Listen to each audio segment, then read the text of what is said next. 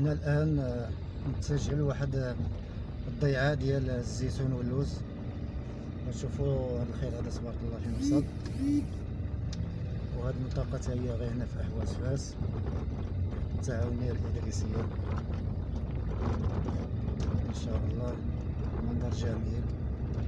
الزيتون تبارك الله هذا العام والد، واخا كان تضرر شويه من العام اللي فات بهذيك التساقطات ديال تبروري الحجر، كان ضرر شي شويه، ولكن دابا بدا كيبرى والامور ان شاء الله تكون مزيانه.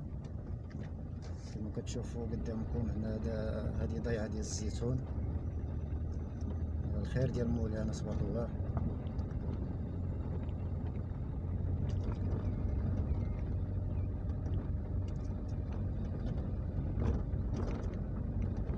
صراحه هادشي كيريح القلب،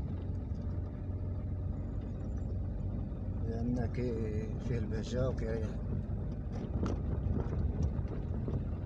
بنادم فاش كيشوف هذا الخير كيرتاح مزيان.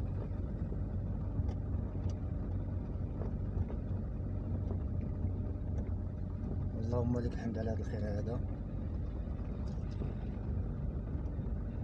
كما كتشوفوا على اليسار هنا كاين هذا الجنان ديال اللوز، حنا نشوفوا معاه ان شاء الله مع الزيتون.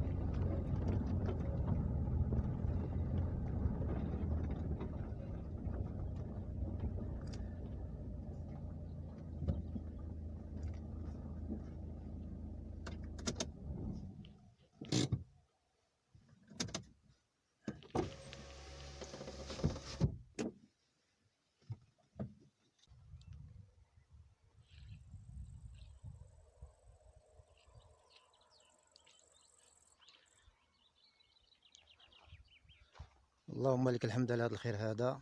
هذا هو جنان ديال اللوز. تقريبا هذا الشجر هذا في العمر ديالو واحد 4 سنوات. ان شاء الله عاد بدا كيعطي الثمار ديالو. نتمناو الخير لقدام ان شاء الله.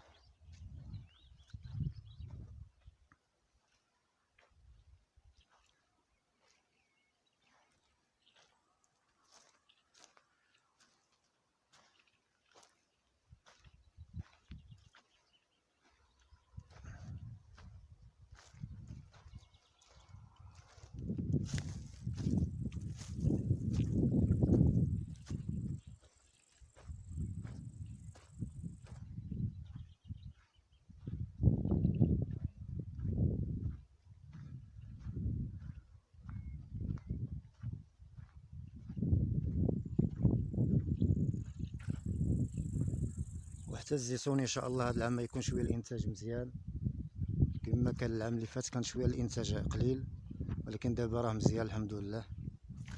دابا راه شويه مزيان.